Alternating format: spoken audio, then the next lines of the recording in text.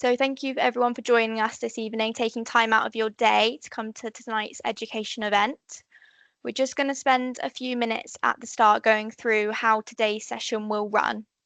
So we'll have a quick welcome and orientation on how to how to use the Teams webinar functions today before we introduce our clinicians today who are going to be talking to you about CKD. And there will be several kind of sections of today's presentation.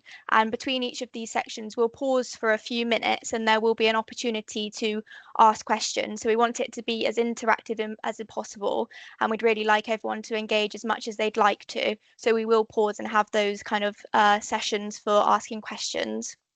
And then at the end of the session, there will be a final Q&A session. So if you feel that you have any other questions that haven't been covered or anything that you'd like expanding on, there will be that opportunity too before we close the session. So just to make sure everyone gets the most out of today's session, we'll do a quick orientation. So there's an image here of the Teams toolbar. And as I said, there is going to be plenty of opportunities for asking questions. And we ask that this is done using the Q&A function, which can be found at the top here, circled in red.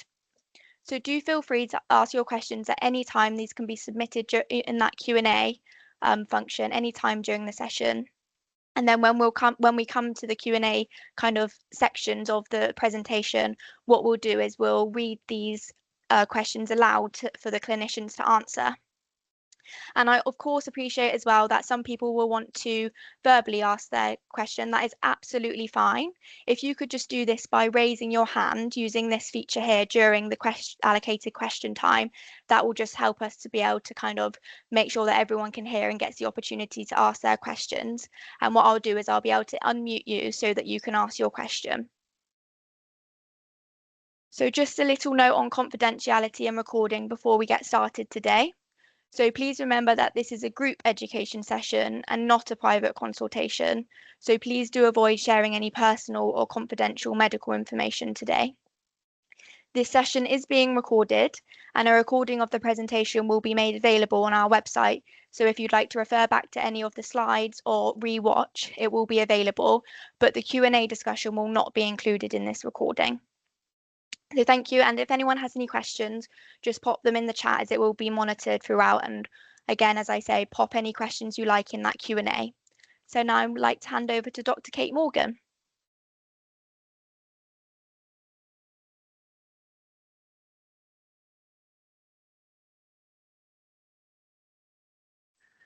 Hello everyone. Sorry, I just realised my microphone was muted. I'm Dr. Kate Morgan. I'm one of the GPs at Bridgeview Medical. So I'd like firstly to say thank you to Lily for that welcome and introduction. On the webinar tonight, we also have Dr. Sarah Kippax, who is a GP trainee working with us at Bridgeview, who's done a lot of work with this project, and Dr. Rachel McAlevey, though she's also doing some other work in the background and may have to leave, unfortunately. And we're also lucky enough to have Sam Crease, who's our dietitian, who is also going to help out with this presentation. I wanted to sort of start by just explaining a little bit about where this has all come from. Myself and Dr. McAlevey have been working with the renal doctors at Southmead on a project that's called Lucid to improve the care that we provide to people with early kidney disease. An important part of that obviously is identifying people who might have kidney disease but are not yet diagnosed, so that we can ensure that we're monitoring and treating them appropriately. You can't have the best care for your illness if you don't know you've got it. So we did a little bit of work finding some searches to kind of help identify people who might have chronic kidney disease but might not be diagnosed. And Dr. Kippax is the one that did the majority of the hard work there. This is why you've been invited to find out more about chronic kidney disease. I'm really pleased you're interested and able to make it. So we are going to look at the following areas during this presentation. We're going to start by looking at what chronic kidney disease is, and then we're going to learn a little bit about how healthy lifestyle can help protect your kidneys, learn a little bit about practical steps to slow the progression of chronic kidney disease, and hopefully everyone is going to feel confident by the end to know what it's all about and how to manage it. I thought I would start by talking a little bit about what chronic kidney disease and sort of the elephant in the room. I think lots of people are reasonably worried by the term chronic kidney disease, but the short answer to should I be worried is probably not. Chronic kidney disease sounds like quite a scary kind of diagnosis, and it means kind of a loss of kidney function over time. But the thing that's important is there is a huge amount of reserve in kidney function, and actually some loss of kidney function as we get older is absolutely normal. Symptoms of chronic kidney disease don't develop until the later stages, and the idea is that ideally we want to pick it up early before there are symptoms, which then allows us to monitor it and take action to prevent progression of it if that's needed. The most common causes of chronic kidney disease are sort of included here. The big ones are diabetes and high blood pressure, but other things like medications, non-steroidal anti-inflammatories, things like naproxen and ibuprofen can be relevant. Some people have a family predisposition to chronic kidney disease, particularly if they have conditions like polycystic kidney disease. People who get lots of kidney infections, particularly if the infections go all the way up to the kidneys, can be at risk of it. And people where the flow of the kidneys is blocked either by prostate problems or higher up in the renal tract can be at risk as well. I thought it'd be worth talking a little bit about what the kidneys actually do. And their main functions are things like filtering waste products from the blood, removing excess fluid from the body, and then that ties in with helping to control the blood pressure, keeping the important minerals and salts like sodium and potassium balanced in the body. But they also have other functions like helping us to make red blood cells, so prevention of anemia, and keeping our bones healthy. So healthy kidneys keep many parts of the body working properly together. So going back to what chronic kidney disease is, so it's a loss of kidney function over time, and we diagnose it on blood tests and urine tests. So the kidney doctor specifically wanted me to mention this because this is why we need you to bring in urine samples. People often kind of forget about that bit, but it's important for the diagnosis and the monitoring. It usually progresses slowly over years, and most people never even reach the symptomatic stages.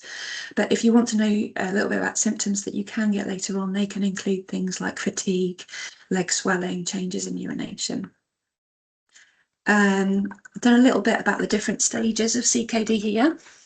So originally CKD was classified stage 1 to 5, and the interesting thing is that stages 1 and 2 are actually normal kidney function unless there is any evidence of other kidney disease, which we'll come to in a second.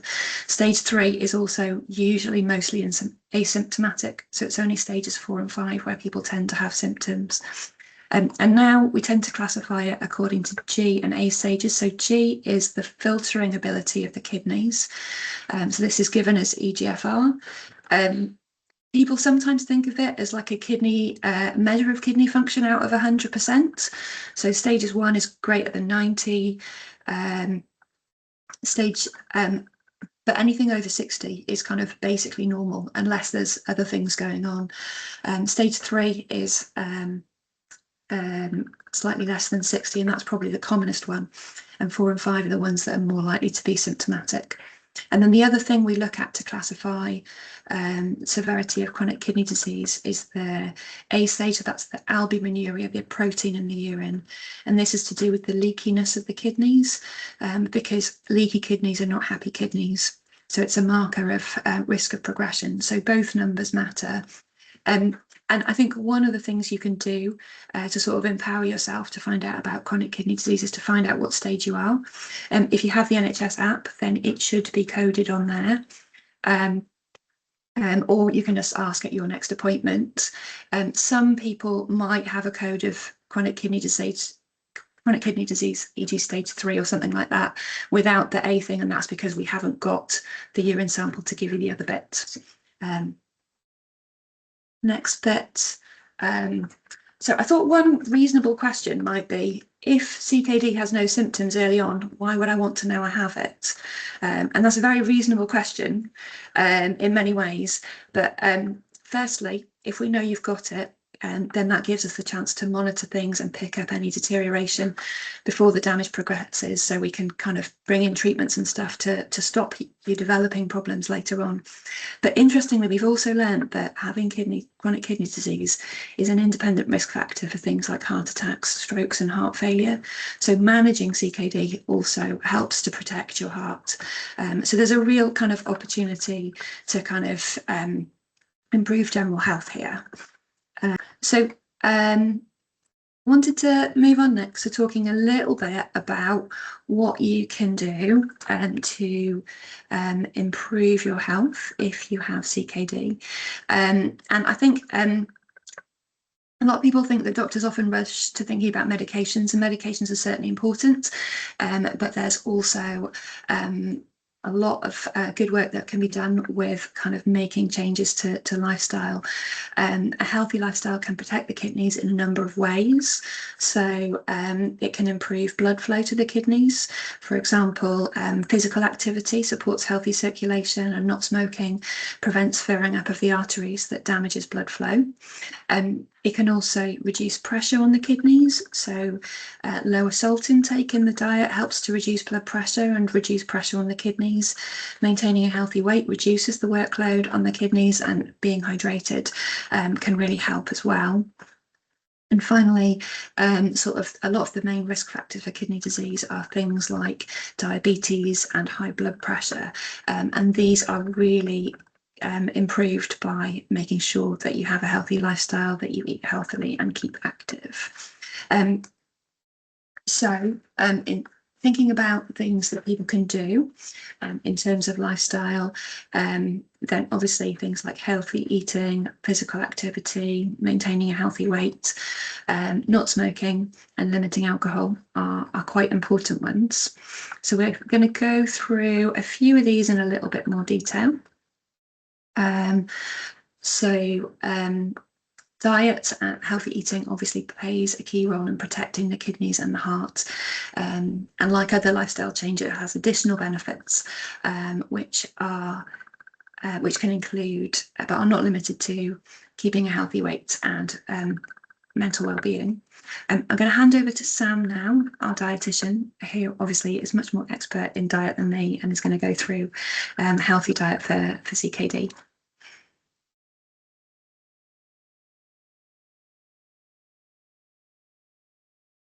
Thank you. So I'm going to talk us through healthy eating for people with chronic kidney disease. So the dietary information that we talk about today, it's appropriate if you have diabetes or high blood pressure as well. There aren't any specific foods that we can eat that will reverse or fix our kidneys once you have been diagnosed with chronic kidney disease, but we can help maintain our kidney health by eating a healthy, balanced diet. So that means cutting down on very processed foods, eating a diet high in fruits and vegetables, whole grains, and lean proteins. We really want to avoid following any very strict dietary restrictions, like a low potassium diet, unless you've been advised by your healthcare professionals. And typically, this is at the later, more advanced stages of chronic kidney disease. So on the slide here, this is the Eat Well guide. So I could talk to you for a long time about this. So I'm just going to do a few quick bullet points and really important facts just for each of the food groups. So we've got our fruits and vegetables. So the key here is variety. We want to aim for at least 5 portions of those a day, and a portion of fruit is about a handful, and that's quite important to remember if you do have diabetes, because there's some natural sugar in fruit. We've got your carbohydrates, so we want to choose the whole grain versions of these, so whole grain breakfast cereals, Weetabix, whole grain pasta, seeded bread, oats, and then we've got our protein foods. So we want to choose the lean options of protein, so chicken, egg, fish, include plant-based proteins like beans, pulses and lentils, and we really want to avoid very processed meats because these are going to be quite high in salt. The dairy section or milk alternatives, so things like soya milk, as long as they're fortified, then they'll be included in that section. They still have calcium and vitamin D as well. So they're important for our bone health, but we want to choose the lower fat options and be careful of cheese because that can be quite high in salt and fat, saturated fats as well. So there's a little section down at the bottom, and that is our fat. So we still need very small amounts of fats in our diet, but we want to try and choose the healthier versions. So things like olive oil and rapeseed oil when we're cooking, nuts and seeds, and limit things like coconut oil and palm oil or butter because they're very high in saturated fat. And then Kate mentioned good fluid intake, so that's really important for our kidneys. So looking for 6 to 8 glasses or mugs of fluid a day, and try and avoid fizzy drinks, juices, and lots of caffeinated drinks. So the next slide is just a quick slide on salt. So reducing our salt intake is a really important dietary change to help reduce our blood pressure and the strain on our kidneys. So guidelines are to eat less than 6 grams of salt a day, and some of the kidney charities suggest that that should actually be a little bit lower. There's about only a quarter of the salt that we eat actually comes from the salt that we add onto our food at the dinner table or whilst we're cooking.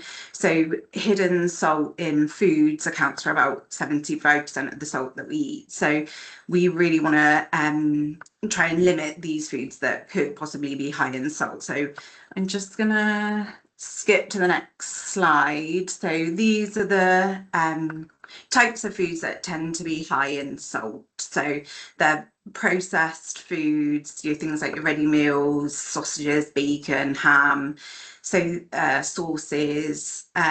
These are the types of foods that we really want to either try and avoid or limit.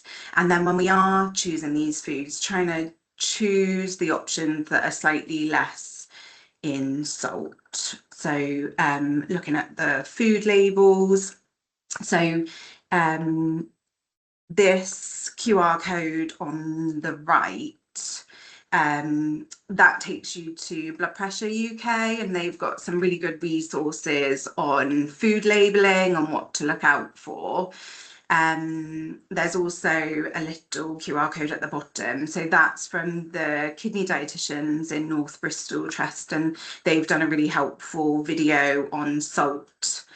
And we'll go through some resources on a later slide as well. So checking food labels is important. We can use herbs, spices to flavour food instead of using salt. Try and avoid salt substitutes. So they quite often reduce the sodium in the product, but they replace it with potassium. So we don't want to choose those. Try and avoid the salt substitute products. And then just a quick word about foods or products that are marketed as healthy. So salt is salt, whether it's pink Himalayan salt or garlic salt, natural salt. These, we just want to stay away from those. And also some of the effervescent soluble tablets like Berocca, they can contain sodium as well. So try and avoid those. And then I'll just get past that slide. So talk really quickly about diet. So this slide is just lots of different resources that you can go to find a bit more information if you are interested. There's some videos on there, so if you find just reading lots of information tricky, then some of the videos are helpful. So that QR code at the bottom, that should take you to our website, and all of these links on here should be on that website for you to access. So that's everything from me. I'll hand back to Kate.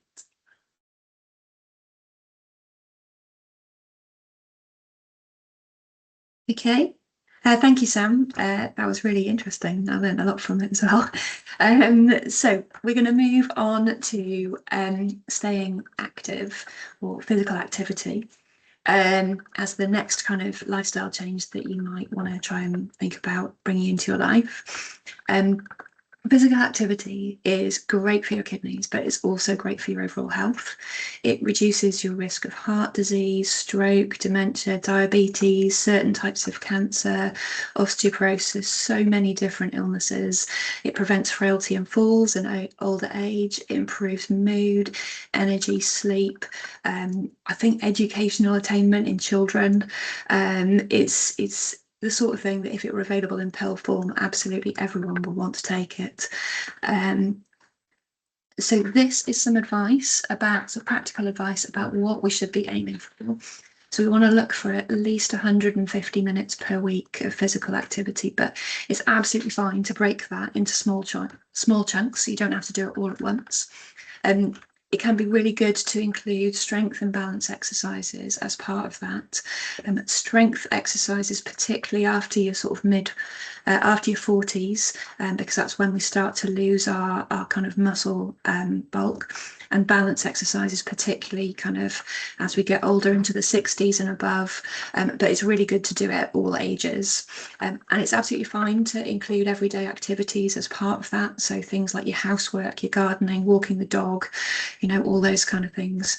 And it's good to start slowly and build gradually, because otherwise you will find that you're exhausted, and it will put you off. Really important to choose activities that you enjoy, things that bring you joy, because you'll be much more motivated to want to continue them. Finally, some other risk factors that's good to have a think about.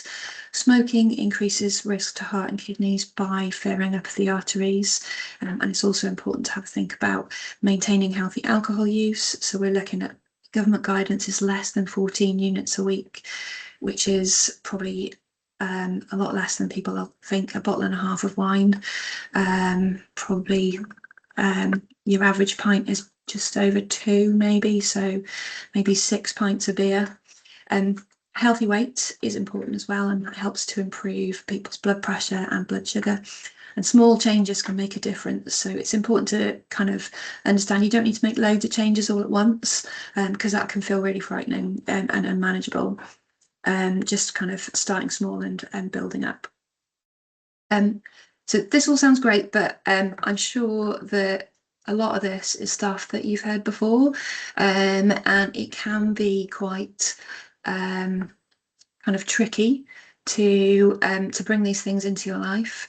I wondered if people might want to put in the chat, if they feel happy to, if there are any barriers for them, as to what might make it difficult to make changes in their life. So some of the common ones will be mentioned here, things like time, motivation, sometimes things like tiredness, pain, other physical symptoms. Sometimes it can be things like not knowing what to do, cost or confidence, but there may be other things for you. Thinking about barriers does take us on nicely to having a think about some of the support we have available at Bridgeview if you would like to sort of make some changes. So the first thing is social prescribing. Sadly, our social prescribers weren't able to make this event, but they are wonderful. Their role is around connecting you with local services, helping you find exercise or walking groups, or linking you in with community activities. They can help people who may struggle with social isolation. Another option would be our health and wellbeing coaches. They're also wonderful. Their role is more about supporting behaviour change. So for people who kind of social prescribing, sorry, there's someone coming into my room. That's right. Sorry about that. Social prescribing is about kind of people who would like to make changes but don't know where to start. Health coaching is more about people who just maybe need a little bit of encouragement and coaching to build up motivation and help them set their goals and build their confidence. Also thought it was worth mentioning some wonderful local programs. So there's Fit Robins, which is organised not by Bridgeview at all. It's organised by the Bristol Sport, but they offer this free 12-week health improvement programme designed to enhance overall health and create habits supporting well-being. And then as a result, our health and wellbeing coaches are employed by Bristol Sport, and they have also designed a similar programme specifically for Bridgeview Medical, which they call Fit Light, and it's a kind of a sort of slightly lighter option. So it's got lifestyle education and it has a little bit of exercise in it, but it's much more lower key, so it can be light exercise, sometimes even chair-based physical activity, so it can be made to suit most people. Last little bit is about kind of monitoring of chronic kidney disease, and kind of what we do kind of to what we do for treatment. So monitoring of chronic kidney disease is really important to help detect and prevent progression. So the way we do it at Bridgeview is you'll be invited for an annual review, and this is usually in the month your birthday is in, which helps us to ensure that no one gets forgotten about. If you also have things like diabetes or heart disease already, then these reviews will be combined into one review. And then there are some people who may have either more advanced chronic kidney disease, or perhaps if they're starting on medications, they might need more frequent blood tests or other checks. And occasionally we may need to refer people to specialist teams. I put in a little bit about blood pressure and diabetes control, because this is one of the most important aspects of CKD management. Most people who have diabetes are kind of hopefully well set up by now with the kind of annual reviews and coming into having the diabetes checked out. I think it's important to remember that these things are always individualised. Your team will work with you to choose the most appropriate way to manage your diabetes and your blood pressure. We obviously suggest you take medicines as prescribed, but you may experience side effects, or you may kind of have other issues with taking your medications. For example, it might just be difficult to remember to take them. We're not here to judge you over those kind of things. It's really helpful if you can mention them so that we can kind of help find strategies to get around that. There are some medications which specifically help slow chronic kidney disease progression, and targets for blood pressure can depend on individual factors, but a common one is 140/90. So treatment of CKD. So in the early stages, treatment focuses mostly on monitoring kidney function and sort of picking up changes. And managing risk factors is essential at all stages. So making sure the blood pressure is controlled, making sure blood sugar is controlled if you're diabetic, and making healthy lifestyle choices. Some people may need medication either to protect the kidney function or to reduce heart and vascular risk. So that can include things like statin tablets for some people.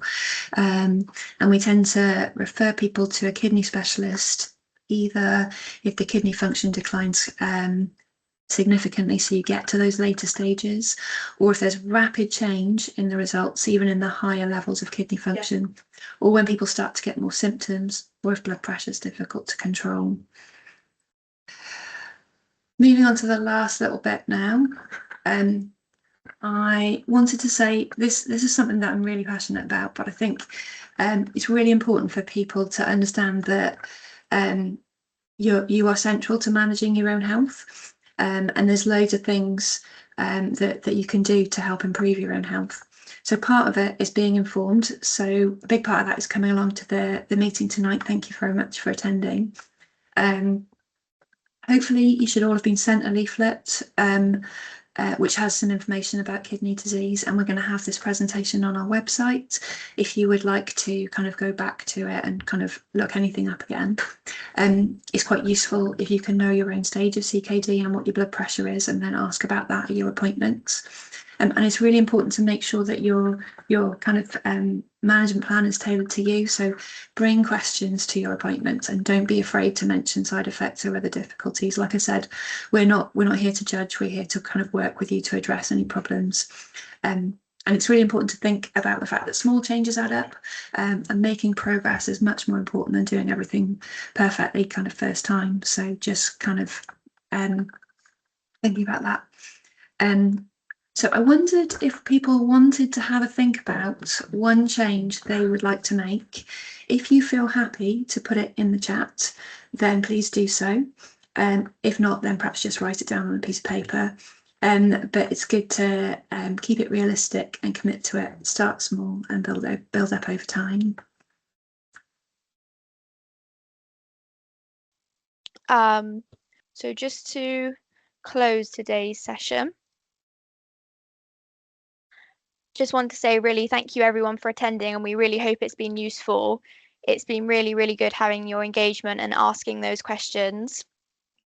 So after today's session, you'll receive a text, and this will have a link to complete a feedback form on, and this should only really take a few minutes.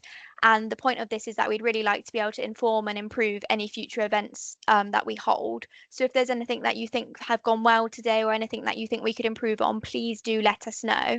And I think Kate mentioned it earlier, but there will also be a link to a really amazing resource from our social prescribing team here at BVM. This is a really great resource which we hope will be really useful for you. So yes, thank you everyone for attending tonight. As we've said, that this presentation will be going up on our website, so you will have access to recap if there's anything you'd like to go back over. And thank you to our amazing clinicians this evening. Thank you, everyone. Thank you. Thanks. Bye.